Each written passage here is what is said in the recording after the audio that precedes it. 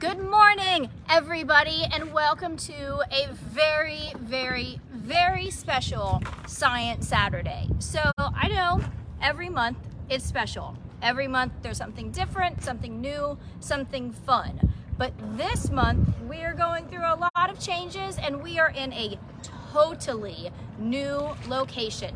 So as always, I am Kitty, your Science Saturday host, and I am here with our favorite Science Saturday intern, Mason, and we're going to be talking about shoreline protection.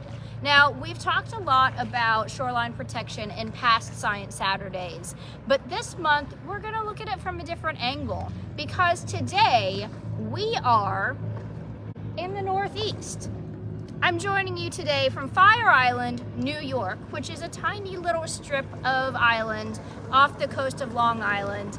And this is a great location to talk about shoreline protection because it is so very different from what we're used to talking about in the Virgin Islands. So, before we move into our new location, let's talk just a little bit about what types of shoreline protection we already know about. So, if you're looking at protecting the shoreline from incoming waves, what do you think is protecting us?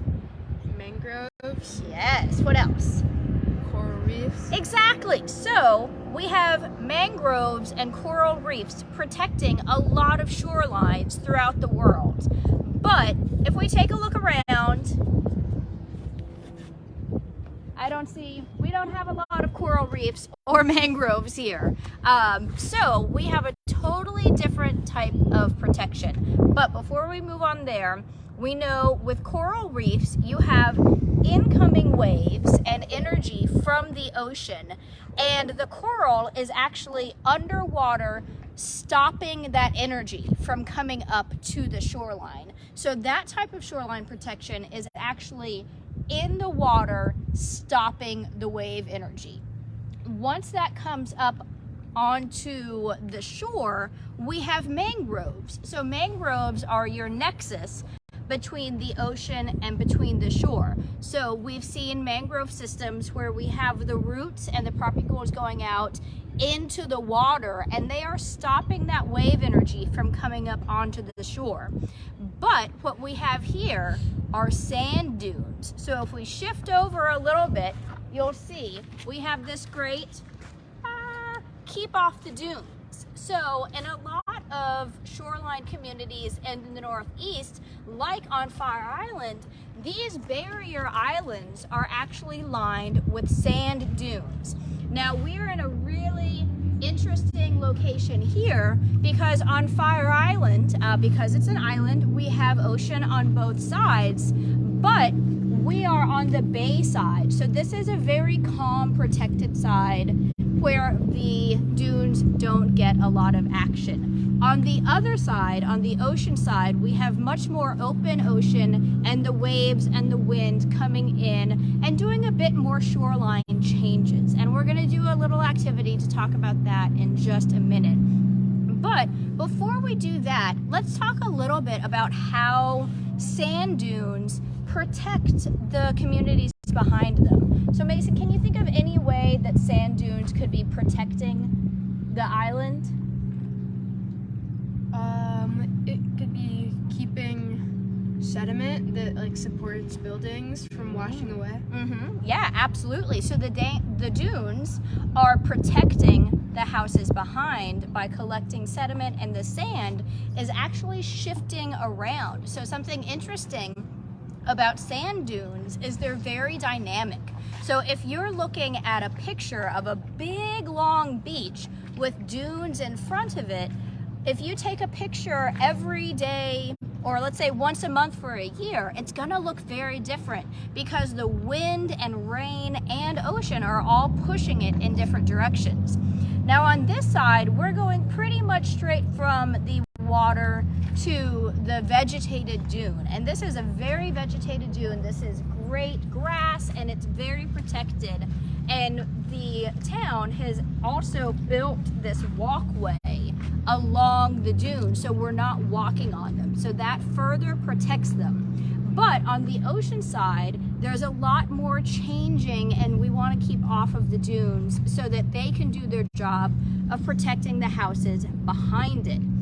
Now, if you do some quick Googling on the intranet, you can see examples of communities where they have nice, big, healthy dune systems in front of their houses, or areas where the communities have built right up to the beach line. And what you'll find is in big storms, whether it's a hurricane or a winter storm coming through, the communities that don't have those dune systems in front of them suffer a lot more damages. And so while it feels like it's great to, move right up to the edge of those dunes, you really want that in front of you, protecting your community from the waves coming in. We've learned a little bit about sea level rise and also storm surge in some of our Science Saturdays, like when we were with the Storm Strong team.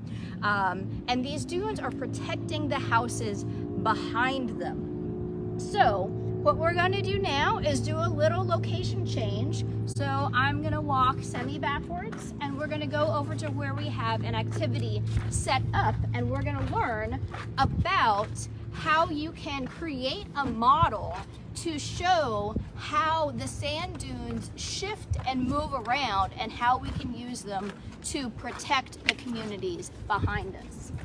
And we're going to go a little bit faster now. Here we go. To our second location.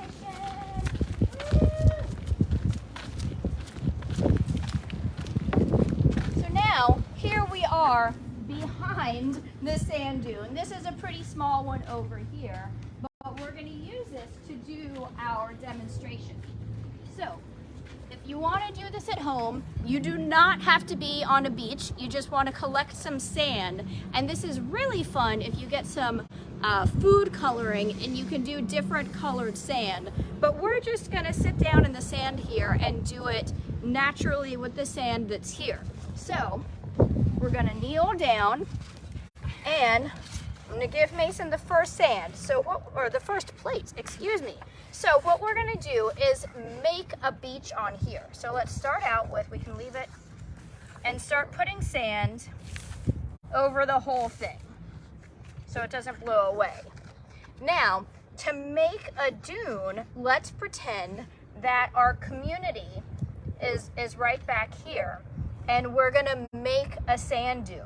So it's going to be higher than the rest, like that, and then flat behind it. And it's already pretty windy out here, so it's doing a good job of demonstrating. But Mason, you want to create a windstorm? So as it gets windy, you can see the sand moving around, and depending on the equipment that you have at home, you can make this a different size to do the activity differently. But you can see the sand is shifting. So over time, if you had two dune systems, the sand from one dune could move over onto another one. And so these houses behind here are going to be seeing the sand shifting, but it's always going to offer that protection. Now, what if you had a wind or system coming in from the front? It would push it back towards the houses. This actually is just Mason fanning me, the talent. No. So you can see, especially if we had a bigger model, and like I said, you can do this with as big as of a tray as you have available, and the dunes will shift around, but they're still protecting the houses back here. Now, let's say we didn't have this dune system, and we had a house right here. If a big storm were to come in, it would come right up to this house and could cause damage to the foundation or even fall down. So in Science Saturday, we like to bring this around to the effects of climate change. And this is something that's very serious in coastal protection. But in these areas, we have houses that, let's say, were built, all the way back here, and there was a dune system in front of them.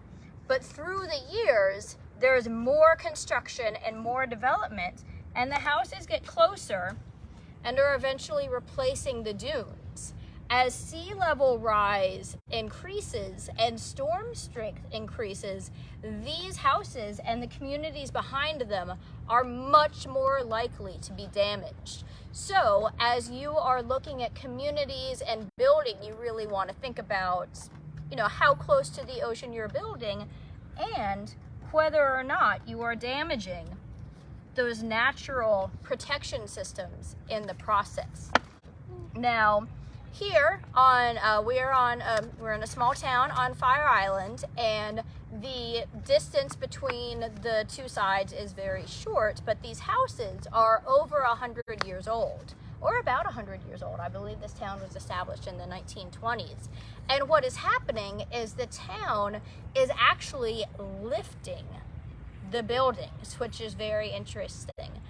So if we pan around behind us really quickly, you can see there is a building where they have lifted the entire house. So during the winter, when storms come through, now the building is more protected and the houses are being lifted, which is a way to help protect them from the storm surge and also protect older houses and historic areas where the sea level used to be much lower and it wasn't an issue.